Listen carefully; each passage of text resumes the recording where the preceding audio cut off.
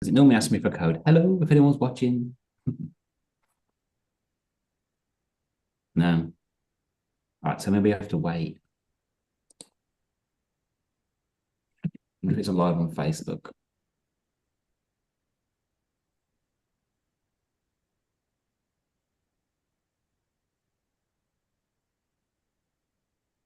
Oh yeah, we're live on Facebook. All right, we'll just go. Hey guys, if you're watching, sorry for the no talking at the beginning. We wasn't sure whether it would go live or not. But my name is Bobby Semple. I am the founder of Bobby's Business Club, and we're here today with some members and guests of Bobby's Business Club. And what we do is we have our fortnightly meetings as a networking meeting. We have a 1 hour meeting every fortnight, and we split our time up evenly across the hour between all the people on the screen, which means that we don't have time to do presentations like a traditional networking group would. And so we allow our members and guests to come onto a separate show to have more of a conversation, and we do it live across LinkedIn, Facebook, YouTube, and all the other platforms as well. And the beauty of this is it's recorded, and we share that recording with the people who are doing the presentation so they can use it in their socials, but we also repeat it out throughout the year, and so other people can watch it. So if you're watching it live, thank you for joining us. But if you're watching it the repeat, thank you for watching it on the repeat. There's going to be some amazing information. There always is in these, and I feel like a bit of a I don't know what the right word is, but I feel honored most of the time because I get to hear about amazing things in people's businesses and what they do. So I learn just by going to these presentations so much. And so I feel like I get all this information for free, where these guys would normally charge you for these services. So I'm honored to be able to present these to you every fortnight. But what I'd like to do is hand it over to Helen, Anna, and Karen. They're going to do a bit of an introduction about themselves, and then we're going to then give Helen about 20 minutes to talk about what she's going to talk about, and then we can ask any questions. If you've got any questions you're watching this live, you can type that into the comments, and we'll be able to ask them live. But I'm sure we'll have some questions as they come up as well. So, Helen, do you want to tell us a bit about yourself? Absolutely. Thank you for the opportunity to share and present today, Bobby, and to Anna and Karen as well. So I have a dietitian background, private practice for 23, 24 years. I'm not very good with details, but it's around that time frame. And what I've done is perfected the concept of being a one-man show and not being inundated with working nonstop, full time. So I'm going to share that today as my nutrition business coaching entrepreneurship, which is to teach people how to work less, double their income in the health industry. Beautiful. And the health industry is not going to go anywhere. It's one of those the safest industries you can be in. You know, as we come through generations and generations, we get more and more aware about our health. And so really looking forward to what you're going to talk about. Anna, over to you, my friend. Well, thank you, and good morning from China. My name is Anna Thellman. I'm a sexual intimacy expert and UU coach, and I help women to get their emotional and physical orgasm back. And today I'm talking about how to increase the intimacy in your relationship and give you 3 simple steps on how to immediately implement it and improve the intimacy. Thank you. And looking forward to that as always, Anna. And Anna does some great events on LinkedIn audio and things like that. So I highly recommend jumping on those. They are great events, so you can just listen in if you wanted to, but you can put your hand up and join in. And there's always some great tips.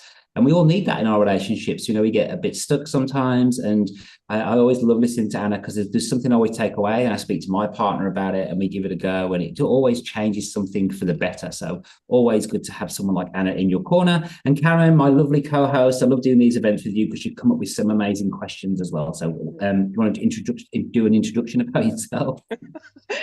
Sure. Thanks, Bobby. Thank you. I will introduce myself. So good morning, everyone from Singapore. Myself and Anna are sort of sharing that part of the globe at the moment. I'm a life coach. I effectively help professional women to take from moving from that chaos of feeling like they're having to control everything. It's lots of fears going on, lots of overwhelm, lots of stress, into that place of clarity, awareness, leadership, and healing that relationship with money. So that is that place of calm. So I am excited to be here today. I love these chat shows. It's always really interesting to hear everything. And we were just talking a little bit before about what both Anna and Helen were going to speak about. And they're very relevant to things in my life. So I'm really excited to see how this goes. Cool. Let's get on with it then. Helen, whenever you're ready, if you want to share your screen, you can I will. it's your call. Yeah. And just take it away whenever you're ready, my friend. Wonderful. Just sharing my screen. I don't have a quick 1 second transfer here, so it takes me a good 5 seconds. So I'll quickly just. Everyone is always the same when they share the screen. They're always like, it's that awkward moment. Oh, yes, will it, won't it? Well, it has. Yeah. And here we go. And we're up and running, which is nice. Okay, let me just bring this back. Yeah. Okay. So the joys of working from home and having 3 screens and looking around. So I'm all positioned. So I'm sure you can see that on the screen. Wonderful. So 3 core steps that I want to go through, and I'm not going to be providing absolutely every single detail that I would love to share, but the principles of some core take-home messages. And there's 3 elements to today's discussion. And one is I'm really wanting to look at the website structure to help you grow your referrals on an automatic basis. Once we've got those new referrals in, or the existing referrals, let's consider some alternatives from the classic one-to-one education, which is very, very common. That will then allow us to progress from one-to-one to one-to-program or one-to-many, online or face-to-face, which will allow you to scale your business, which will allow you to step out and still have your business running completely, or reduce your direct contact with the ultimate goal to get that to the point that you want it to. So it's your goal. It's what you're looking for. So please ask questions as we go. So it's interactive. It's not just me talking, but I will be mindful of time. Bobby, keep me on track, because once I start, I sometimes don't stop, but I'm very mindful. Okay, so with the first step, which is the referrals, I basically describe it as you can have a website that fits into one of 2 categories. One is an expensive brochure, which is you are relaying information, but it's not really growing your business by growing your database of getting people's names and emails. And alternatively, you can have a slick automated machine or website where you wake up like I do, and I've got, another sign up form completed, 2, 3, 4 a day, which then, without you needing to work, because once it's set up, it helps you grow your business while you are asleep. So I want you to reflect of, there'll be people who are listening that go, I've got this down pat, no problem, I get them. Or, Helen, how do I do this? It's through creating funnels of, I'm a bit of a color freak here, of funnels on landing pages on your website. And what does that mean? I want you to structure your website to direct people automatically where you want them to go, which I'll explain. Now, to do this, it's really important to be crystal clear who your target audience is. I know a lot of us know this information, but are you relaying it on your website? People who have an automated website to grow their database, they've got their sign-up forms, but they're not waking up to new subscriptions. It is most likely because the communication to your niche isn't clear enough, or you're not clear enough on the niche as well. So I wanted to start there, and because that then will allow you to grow your landing page. There are 4 steps to getting the concept well mapped out. As a dietitian, I could be talking about weight loss, but am I talking to a teenager, someone who's premenopausal, postmenopausal, male, female, who? So my niche as a dietitian is 2 in the area of weight loss. One is those who are fed up in dieting and the weight loss surgery industry. So my website clearly clarifies that. What I want you to do is write down who is the niche. What do they look like? What's their characteristics? Their age, their demographic, their habits, where do they hang out? Have that clearly written down. And then they will have actually multiple problems. Jot them down. It could be 5, 10, 15 different problems your niche will have. So when you do a social media post, when you have content on a page in your website, address one of them. Don't address 50, don't address 2, address 1. Clear messaging. Then we need to be clear of, well, if they don't solve their problem, what will happen? What's the consequence? More frustration? What is it? And then what's your problem? How do you solve their problem? What's your solution? This is the 4-step process that can be used on your landing page, on your website. There's more to it, but they're the 4 key messages. They're the 4 key steps that I would, not all the time, because sometimes I get a little bit slack, but 90% of the time when we do a social media post, who are you talking to in your niche? What problem are you solving? What's the consequence to them not solving that? And what's your solution? And that can be done as in storytelling process. Okay. Now, how do you bring it together? A lot of us don't just address one problem. We can address a multiple. So I would say the structure of your homepage will fit into 2 categories. It solves one problem or addresses one niche. Or like me, from a dietitian's perspective, I have 3 niche markets, and I'll show you what that looks like. The structure of your website will be different.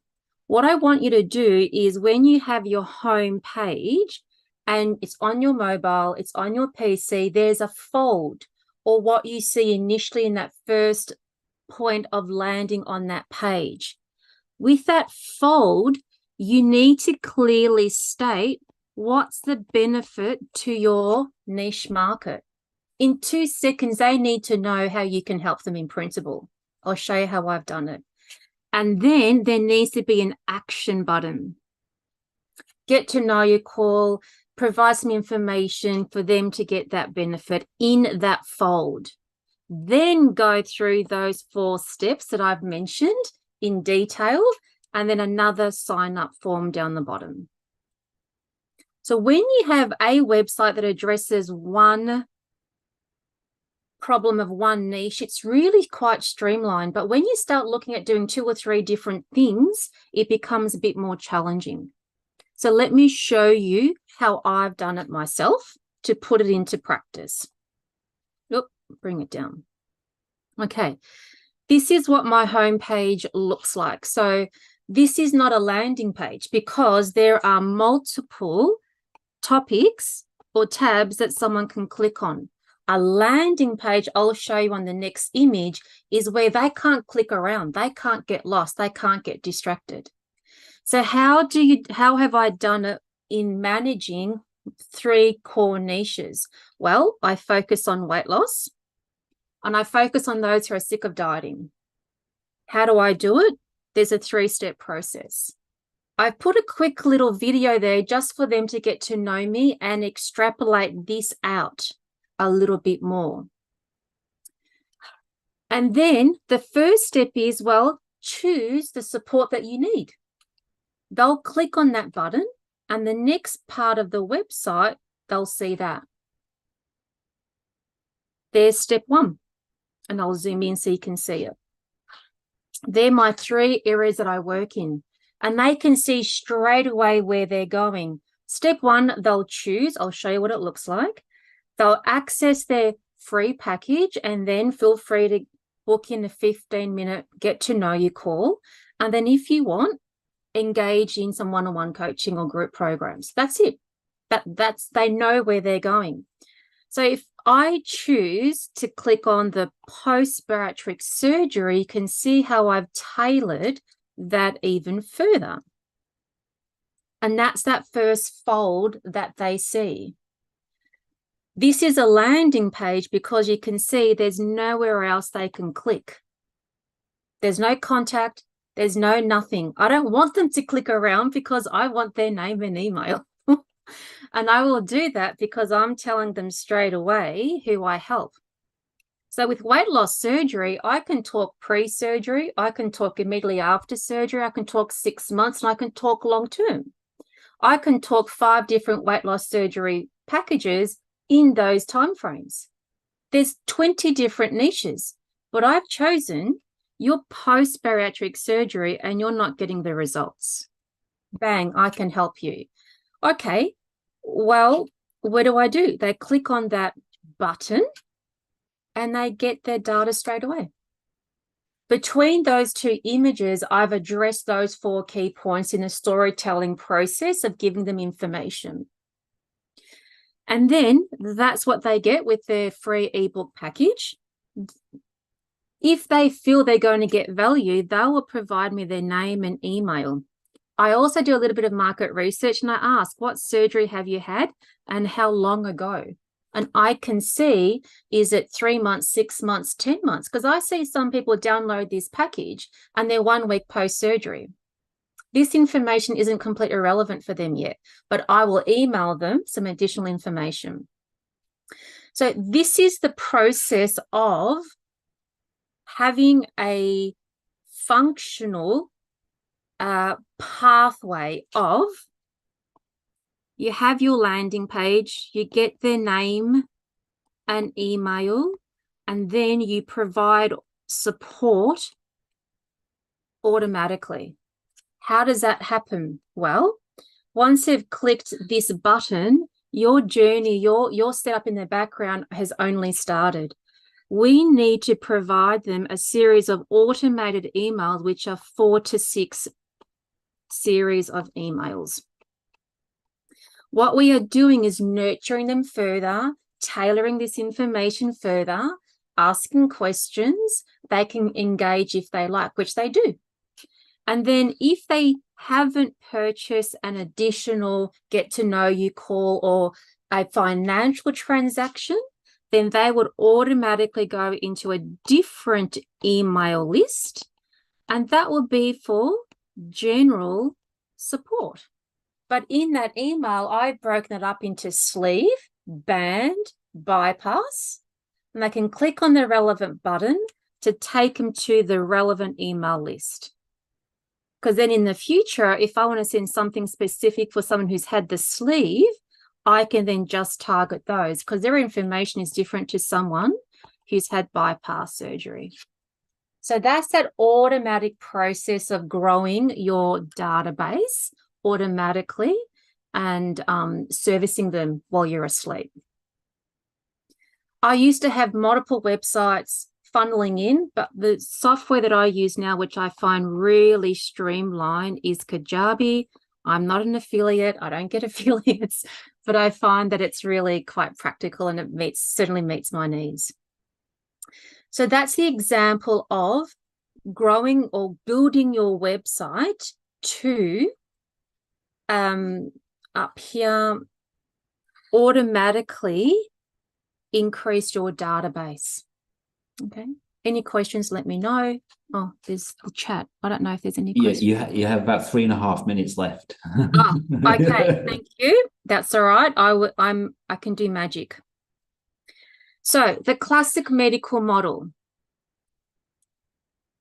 is 3 minutes is the patient books in, you provide a consult, you provide a certain amount of information. As an expert, there is repetitive information, and then you get paid.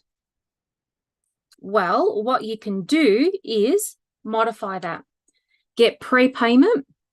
That automatically gives them access to a series of content of videos. We guide them to pre-educate. And then you have your consult. You've then given them the value of 4 to 6 appointments in the one. You can charge more than a standard appointment. You then tap them into an online program, which provides tailored automated support. So for me, I've got a series of emails to remind them what to do at each step that was covered in this pre-education video. Facebook group, 3 live meetings a month, which they can tap into and ask questions as well. So that allows you to step back rather than just doing one-on-one education. And then They've complete that, you tailor ongoing support. Because what that does is allow you to then scale your business, which is the third step. You've got classic one-off appointment. Don't worry about the fee structure. People can charge more. But you can then change that to direct contact with video access for 1 month, 2 months, 3 months, automatically ceases. You can charge more because you're giving the value of 80 consults. Like I've got 80 videos. Then you can progress to no more one-to-one, just community support. So if you've got 30 people paying $75 a month, you do 3 meetings a month, that's $745 an hour.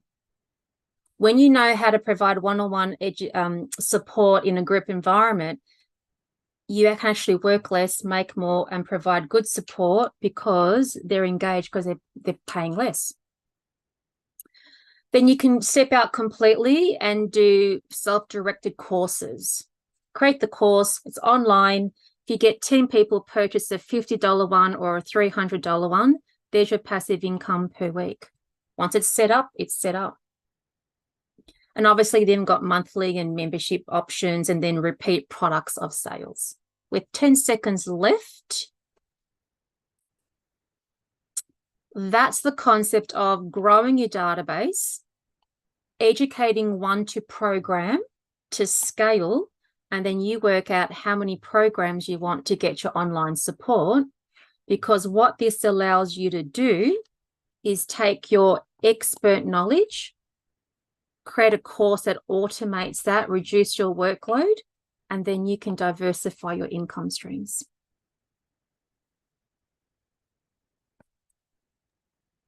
Hope that was helpful. Very helpful. And I actually love the way that you use the share screen and, you know, whatever is that an iPad or something? What are you using to be able to do that, what you're doing right now? Let me show you. This is the best model for education because you can grow it.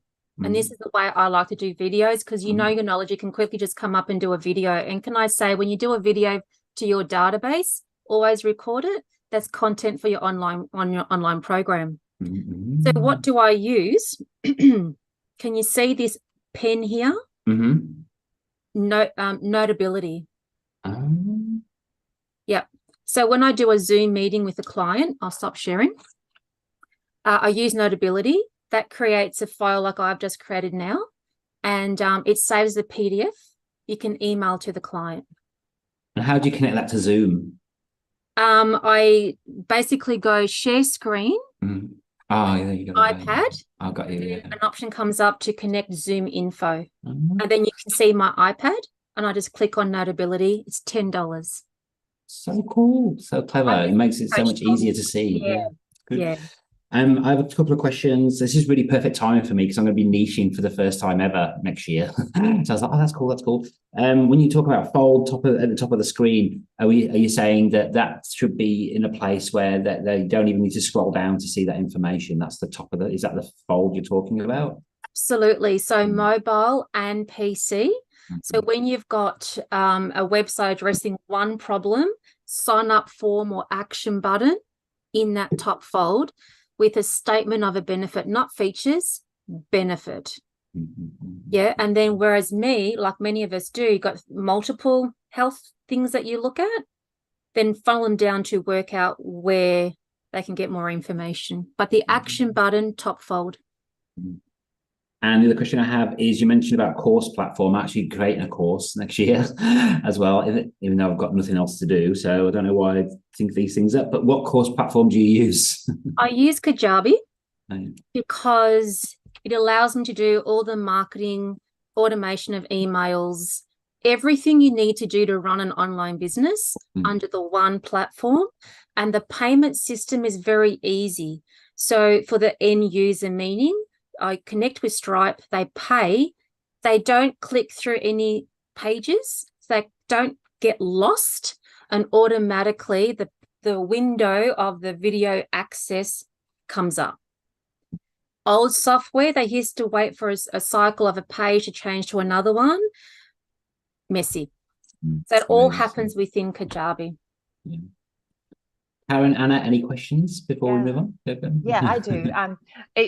like I was listening around and like I'm thinking the same. I was finding myself in which part of the journey. So I was kind of like, okay, I'm here. So I'm doing. And then you kind of continued on. I'm wondering, I was thinking of questions and I'm thinking like, what are some of the biggest mistakes that you find people are doing? Because I know, like being a coach, I know that a lot of people will just go, I'm going to do a course and I'm going to do, because they want that passive income. But I can see, like, from what you're saying, there's like, I'm definitely finding the key part is to really understand your buyer persona and that avatar and really understand that and those tips you were talking about, because otherwise you spent all these hours building this course and no one knows how to find you or anything. So, I mean, that would be, I think, one mistake I see. But what are ones that you see throughout that journey that maybe people could be aware of? And they go, oh my gosh, I'm doing that now. I need to maybe stop. Absolutely. So you hit the nail on the head. It's the messaging on your website. And then having software like I have where you've got multiple landing pages. So when you do a social media post, you can target a landing page with the concept of addressing those 4 areas with a sign-up form, not going to a generic website. So when it's all under the same branding, you can then do that follow-up with the email support. Because even if they don't buy, it doesn't matter. That's not the priority. The priority is to engage them into your community through an initial sign-up form. So I give so much value away for my sign-up form that it's worth $2,000.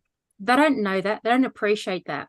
But the amount of video, the amount that I've told them, 20 years of experience in that package, I give it for free. I don't even want to charge $5 for it. So that would be the second thing. Tailor the direction of where they go and open up the storytelling journey to show you understand where they're at. Yeah. Whether it's through your own journey or through clients' journey, using their language. Third thing is get clean eyes on your website.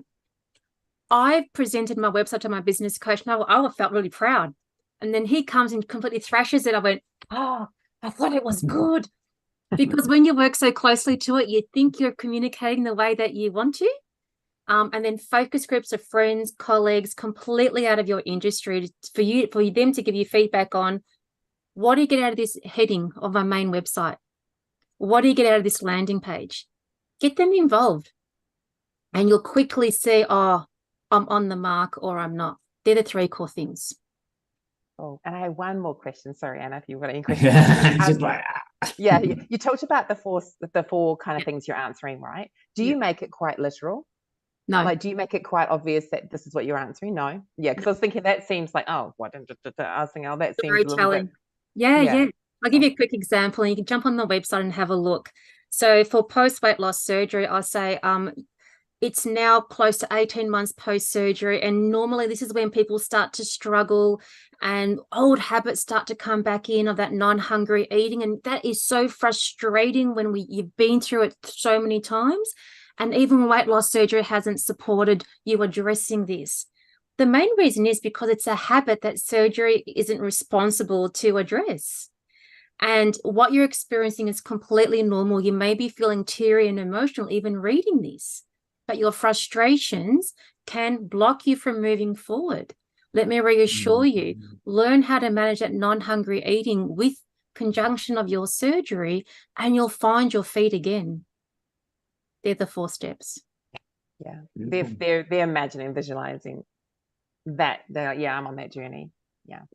Put your body in their body and use their eyes, and then it comes out. Oh, practice. Anna, what have you got?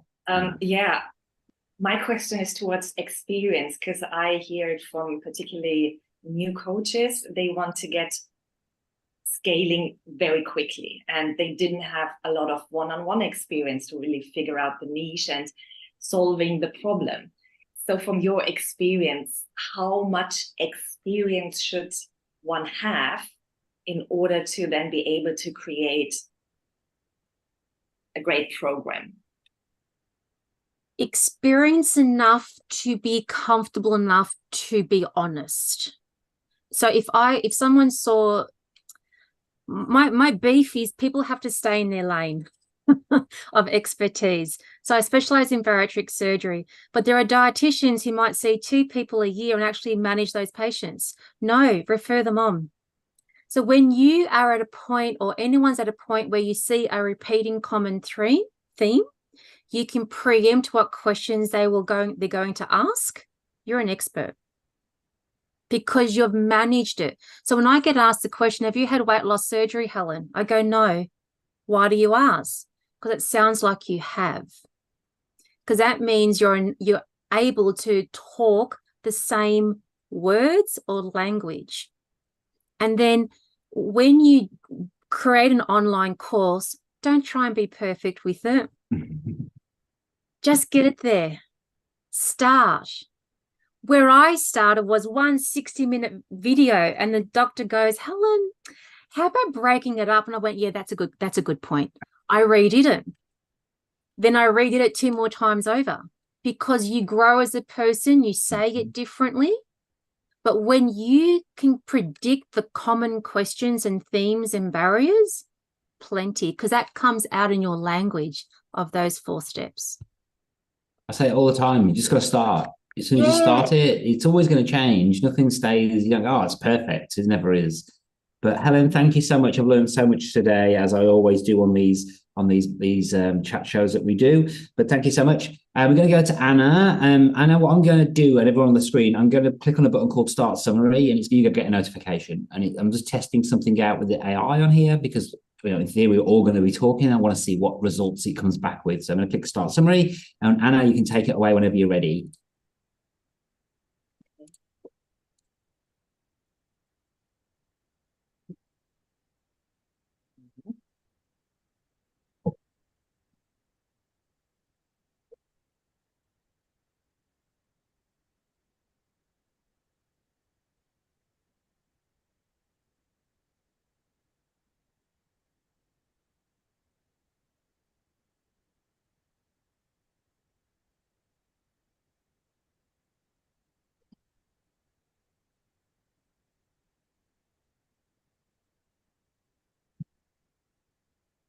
Yeah.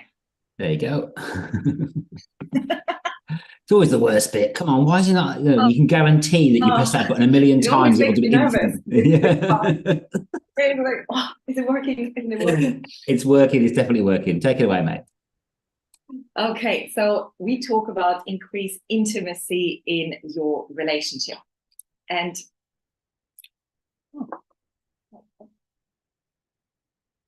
I need to here. So, I'm too fast, it is too slow. Let's start with, why is intimacy important for your relationship? So now we're starting with the training style of this presentation. My question goes to you guys.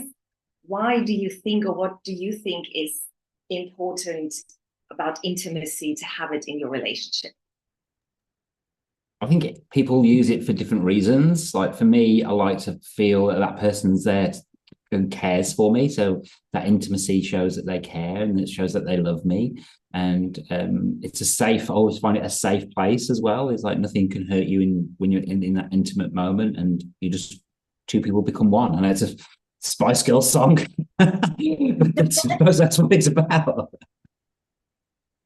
I would say trust. Like that's probably one of the biggest things for me, is like, it's a feeling of trust, that you can trust them. And it's not just in that time, it's like anything. Like I think you see a lot of people who maybe don't trust their partners outside of when they're away or they're doing things or whatever. And I think if you have this intimacy, you can feel that trust. You don't need to question it.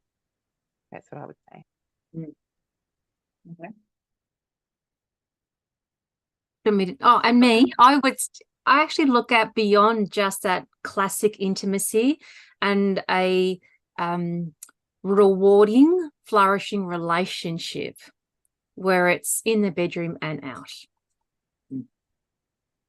Okay, beautiful. Thank you.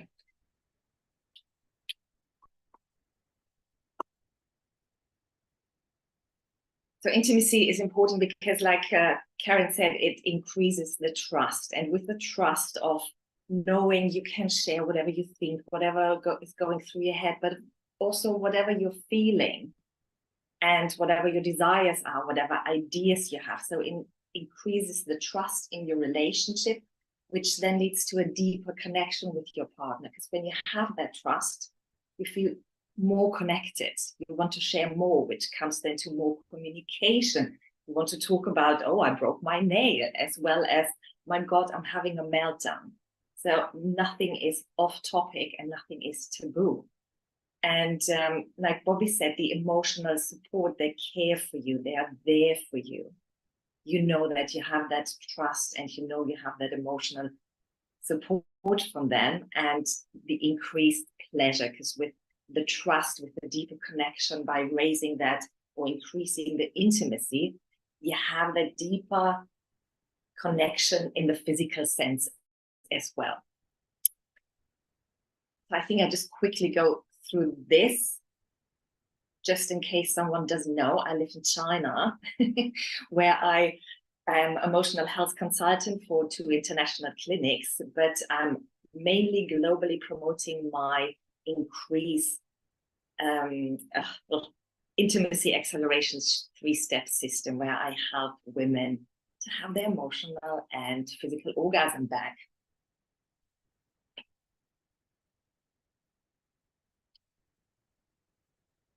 So what does intimacy mean to you? We went through that very quickly, and I'm just going to what Frida Kahlo said.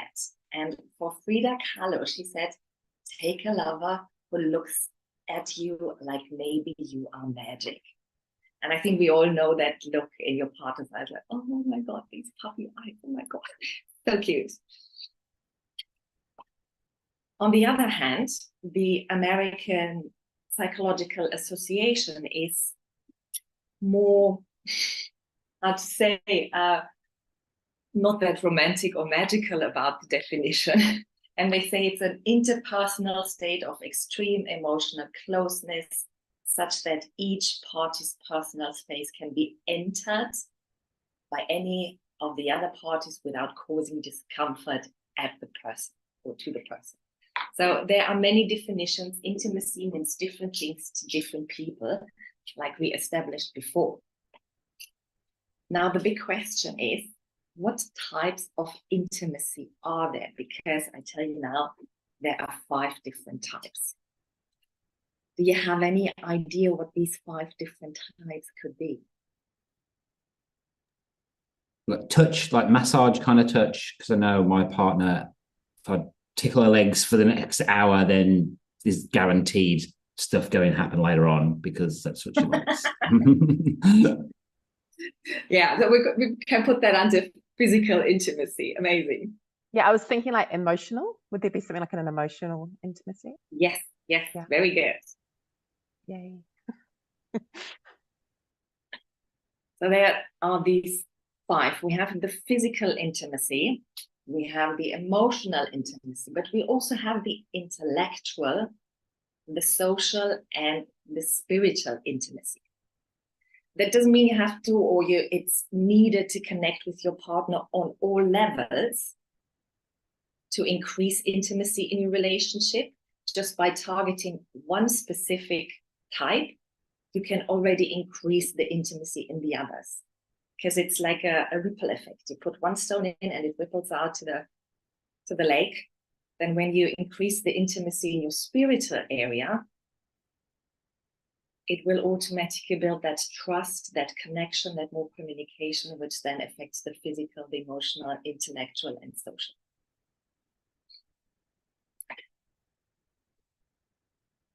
What do you think falls under physical intimacy? I mean, Bobby said the tickling. Like massage, maybe it could be a moment where you're helping your partner down from a ladder or whatever, and you grab them and you grab them in a certain way that's, in an intimate kind of way. I suppose as well, things like helping out, like physically helping around the house. And some people like go, oh, thanks so much for that. I'm going to, what the payoff is this? But can you get back to your other screen? Because I'm so glad, the other slide, because I'm so glad that you had actually had it's a good job you got the E, the emotional one, or else the word would spell piss, and that's probably not the greatest thing you want to talk about when you talk about intimacy. Yeah. But yeah, so glad you got the E there. That's a different subject for a different call. Warned you that I have no filters. That's fine. Okay, I'm just moving forward. When you ladies don't unmute yourself, then I just move forward, because it's my signal that you don't want to say anything. So physical intimacy, we have, of course, sex is physical intimacy. We also have, like Bobby said, touching, but also holding hands, sitting next to each other. You might find that sometimes you just sit shoulder on shoulder with your partner. That's physical intimacy. Interestingly, it's also physical intimacy when you look someone in the eyes for a bit longer. That's the space, that's the personal space that gets not invaded, but you come close. And entering personal space. So if someone, what I like to do is when I sit next to my partner, to just put my hand, the back of my hand, and next to his thigh, just to have that physical connection in some way. I'm very touchy-feeling, so physical intimacy is important to me. The second type is emotional intimacy. Now, what do you guys fall under emotional intimacy?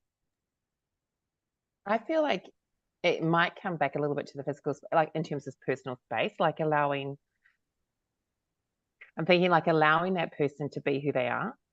So if they express themselves through some sort of emotion, to not judge them for that.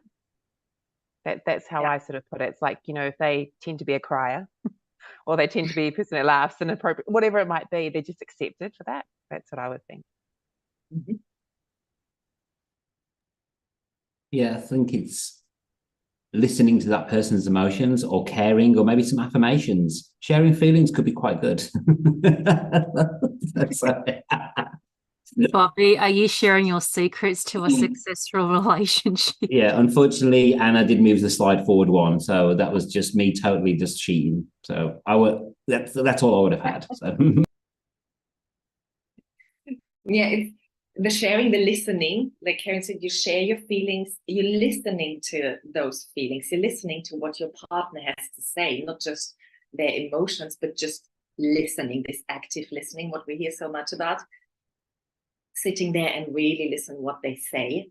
It's sharing your feelings, it's affirmations, yes, and it's caring, but it's also feeling close to each other. So just even if you don't talk, if you don't share, it's just this feeling of, oh yeah, we are connected.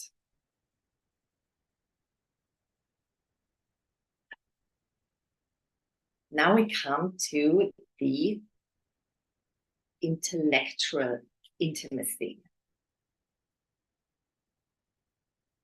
If it moves forward. Yes. What could that be? I've been in situations back in the day, let's say, where you say a word and then people think you're really intelligent, and they go, oh, you know, all of a sudden they're falling in love with you just because you've said some big words. And I know people like Russell Brand attract people just because of the words he uses, because he sounds just so intelligent because he's using these big fancy words. Mm-hmm.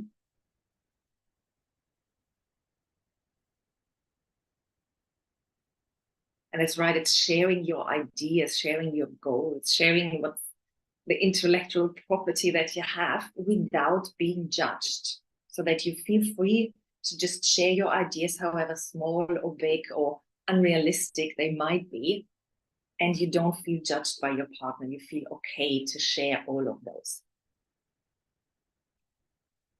That's intellectual intimacy. Social intimacy.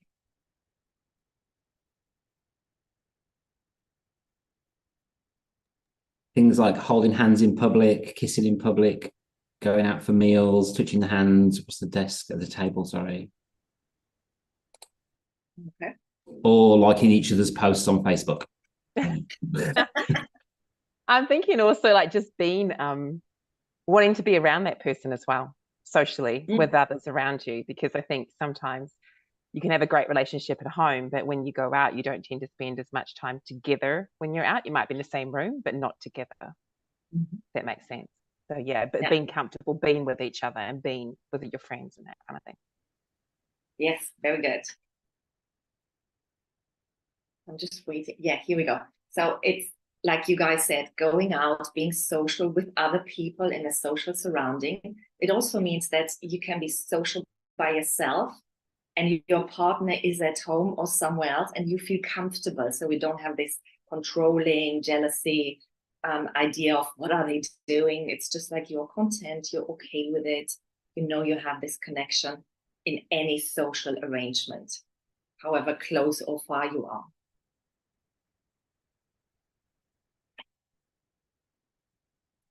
And the last one is this spiritual intimacy.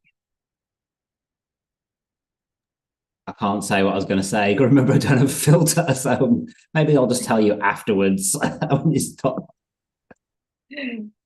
Okay, so spiritual intimacy. Oh, sorry, Karen, I didn't see that. No, I was going to, well, now I'll use yours. I'm admiring nature. I was going to say meditation, like meditating together or some sort of mindful activity. Yes, yes. And praying, sharing the same beliefs or accepting beliefs the other one is holding in a spiritual sense, admiring nature. And what we mean by that is more this going out, being in these moments of awness and sharing that with each other, being in the moment. And like Karen said, meditation, doing something that's for your mind, for your spirituality, together to connect. Could gratitude practice and stuff like that together? Would that fall into that kind of thing? Yeah. Yes.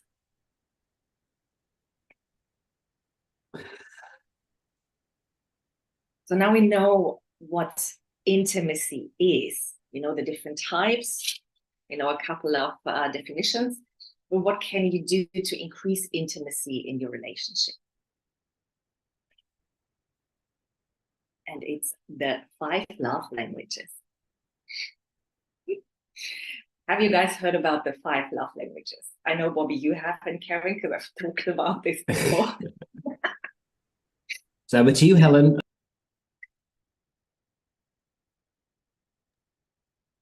Okay. Please enlighten us, Anna. We've got about 2 minutes left, mate, as well. Oh, okay. Then I think I'm going to quickly go through it. So the 5 love languages, it means that everyone has a different idea of what they need to feel loved. No one is the same. We all have different preferences. And in short, that means the 5 love languages are physical touch. It's spending time together in quality time. It means words of affirmation. It means acts of service or gifts. And everyone has a different preference. For me, it's quality time. That's my number one. When I get quality time for my partner, I feel very loved. His, on the other hand, is physical touch. So we come to that. So I quickly, sorry for that, talk too much. Quickly go through it. What is physical touch? Physical touch is similar to physical intimacy. It's holding hands, it's kissing, it's hugging, it's having sex. It's also dancing. So anything that is physical to you, it's always about your perception, not your partner's, your perception. What do you see is physical touch? What does that mean to you? And it's the same with quality time. What does quality time mean to you? When I said to my partner, I want more quality time, he said, we have the whole weekend. How much more do you want? I said, no. I want to have a date in the diary where we both take the time to meet up and do something. So it's always, what is your perception of quality time? And that can be dinner date activities or just listening or watching the iPad or whatever you do. Then words of affirmation. That's a simple word like thank you. Thank you for paying the bills. Thank you for your hard work. I love you. You look beautiful. It's just these affirmations that you tell your partner that you appreciate them. And then we have the acts of service, and that means that anything you do without being asked to do it, like, here, I got you a coffee, or I've taken the trash out, you didn't ask me. My partner usually wants a medal for that, but it's still something that is really nice and I appreciate it. So when he does that, acts of service is on my list quite low. So because I just take it for granted, I think it's your household as well. You should do it. But everyone is different. That's perception. That's everyone needs to define it for themselves, what that means to you. And then we have gifts. Some love and see love in gifts, in physical gifts. For others, it could mean a hand-picked flower and they feel, oh my God, this is amazing. You thought about me and you got me that. Particularly for Valentine's Day, gifts is a big thing. And I had couples who literally fought because they didn't get a physical material gift. But again, it means, what does it mean to you? It can also mean just, oh, I can watch my favorite soap opera, even though he doesn't like it. That's a gift. So the 3 steps to increase intimacy in your relationship is, first you define what are your favorite, what are your preferences from those 5. Chuck them down, 1, 2, 3, 4, 5. And then ask your partner, ask them to put it down, 1, 2, 3, 4, 5. And then share and agree. And what I mean by that is talk about it, but also define what it means to you and get in agreement with your partner. How much are they willing to give you, and come to you and say, this is what I am willing to give you so you feel loved. Like I said, with my partner, I said, I want this scheduled in every week. And he said, not every week. Can do it every other week. Now, okay, that's fine by me. So you find an agreement that works for both of you, and you accept that both of you have different needs. I'm not going into, do you have any questions? Because we don't have any time. Just thank you very much for your time. Thank you, Anna. And if you want to stop sharing the screen, that'd be great. I have one more love language that you're missing, and that's for most men. It's peace and quiet would be really nice. Just in a nice way. What do you want? Just talk to me for an hour. Under quality time. Sorry? I would put that under quality time. Quality, quiet time. But this is what happens when you get an introvert and an extrovert. Anyway, but thank you so much, Anna. It was I love watching you talk about it. I think it's we say it all the time, and it needs to be out there more. People don't talk about it more. And I take so much from that. And then when you go through that, I go, oh yeah, that's why she likes that. Oh, that when I do that, she wants to watch Elf, right? And I'm like, oh God, really? It's just not even Christmas yet.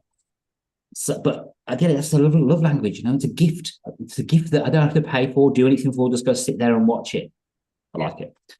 And be quiet. Yes, that's your quality time. That's your quiet time. Yeah, that's right. Oh, no, because she asks questions, even though she's seen the film 50 times. It's not always quiet time. I don't think there's such a thing half the time. Anyway. Thank you so much, Anna. Thanks to Karen for co-hosting. Helen, thank you so much. It was a great show. And guys, please stay on the screen when I end it. And so if you're watching this live, thank you so much. If you're watching this recording, we've got plenty more episodes on the YouTube channel. We've got amazing people from amazing industries. Go and have a look. And if you're interested to come along and meet some of these people, you come along to Bobby's Business Club. We've only got a couple of meetings left this year. But there'll be plenty more next year. So thank you again for everyone for watching, and thanks for the presenters, Helen and Anna. And if you want to reach out to them, either you can reach out to them on LinkedIn or connect with me, and I will connect you to them for you. Anyway, I did very well to get through it. We made it, and I'll